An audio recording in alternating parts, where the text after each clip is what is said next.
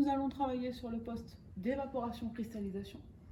Il y a deux parties dans ce poste. Une première partie, ici, qui est un système d'évaporation par distillation. Donc distillation, ça veut dire que cet élément-là peut contenir un liquide. Il y a une résistance électrique à l'intérieur qui va faire bouillir le liquide. Nous sommes surmontés d'un condenseur qui va condenser les vapeurs. Et nous avons ici une vanne qui nous permet de récupérer le distillat dans un bac de recette. Cette vanne, son ouverture est réglable, de manière à avoir un débit d'évaporat, puisque le but c'est d'évaporer le solvant, ici de l'eau. On ouvre cette vanne à son maximum. La deuxième partie est ce qu'on appelle un cristalliseur. Dans le cristalliseur, nous avons un réfrigérant qui va nous permettre de refroidir fortement la solution qu'on va introduire dans ce cristalliseur pour former des cristaux. Nous avons aussi un système d'agitation. Et vous pouvez voir ici que nous avons un transfert entre l'évaporateur et le cristalliseur qui peut se faire par cette vanne-là ou via ce dispositif-là.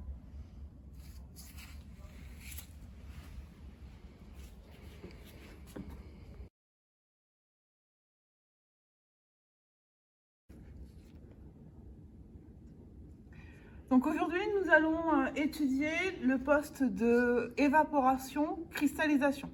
Donc on va se baser sur une solution de carbonate de sodium. Comme vous voyez, il y a un pictogramme danger. Donc s'il y a un pictogramme danger, je m'équipe de PI, des gants. Et avant de commencer la manipulation, je vais prélever un échantillon et en analyser la densité pour visualiser sa concentration sur une courbe d'étalonnage. Donc, pour faire l'analyse, je me place sous la hotte. J'agite le mélange pour homogénéiser. Je place un grand volume dans l'éprouvette.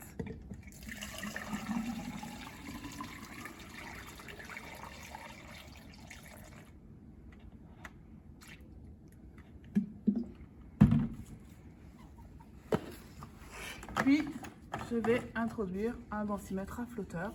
Il n'est pas possible d'utiliser un densimètre électronique ici, puisque la solution potentiellement peut contenir des cristaux.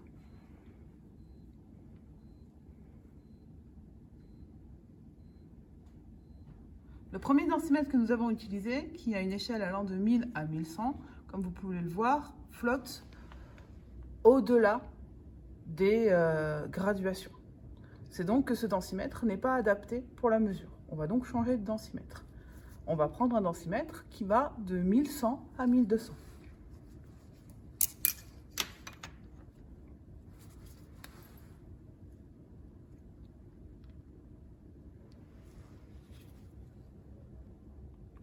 Pour lire la graduation, on fait attention au parallaxe qu'il va y avoir.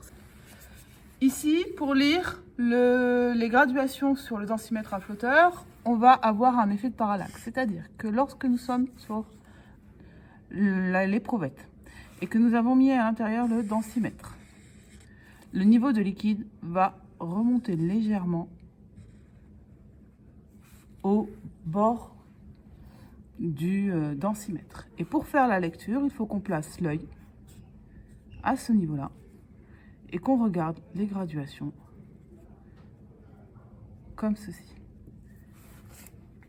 Donc, si nous retournons sur la densité est de 1,141, ce qui fait sur la courbe d'étalonnage une concentration massique en carbonate de sodium de 13,5%.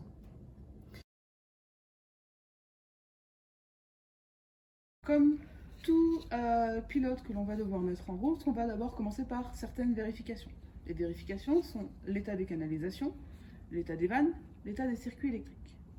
Une fois qu'on a fait ces vérifications, on vérifie aussi que les différents réservoirs, ici le bac de recette, le bouilleur, le cristalliseur, ne contiennent pas de liquide.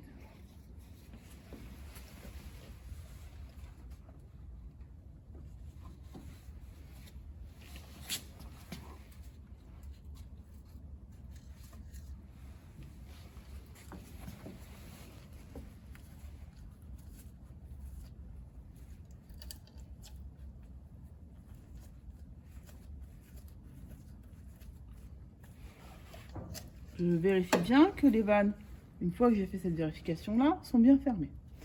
J'en profite pour fermer la vanne de transfert entre l'évaporateur et le cristalliseur.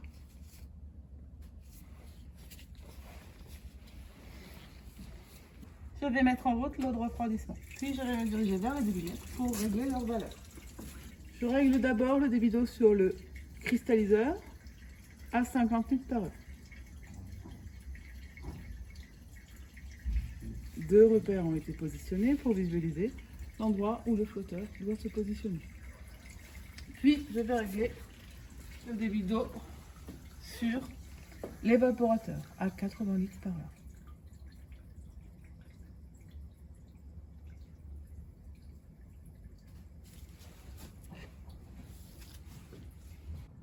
Une fois que l'eau de refroidissement est en route, je vais procéder à la mise en route du tableau électrique